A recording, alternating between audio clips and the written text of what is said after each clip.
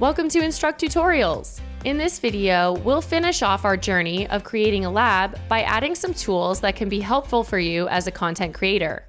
You can add a feedback component to any page's markdown to collect feedback from users.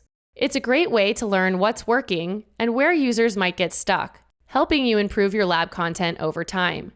To start, we'll create a markdown file called instructions/feedback.md that will contain the feedback component.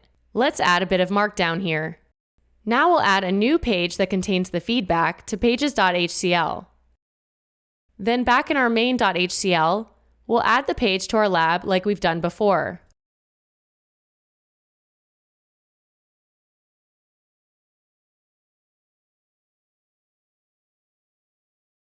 On the feedback page, we'll add the completion component.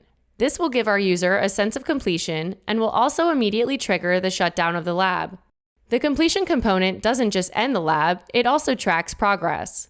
It gives users real-time feedback on how far they've come and offers a call to action to complete the lab once all tasks are done.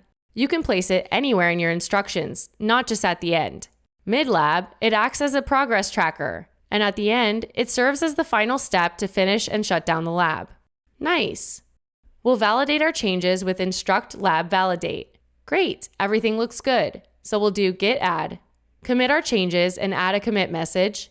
And lastly, let's push our changes to GitHub.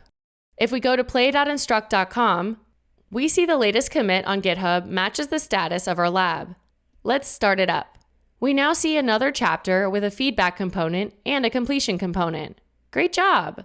Congratulations! We've reached the end of the Getting Started guide. You should now have a good understanding of how to build labs with Instruqt.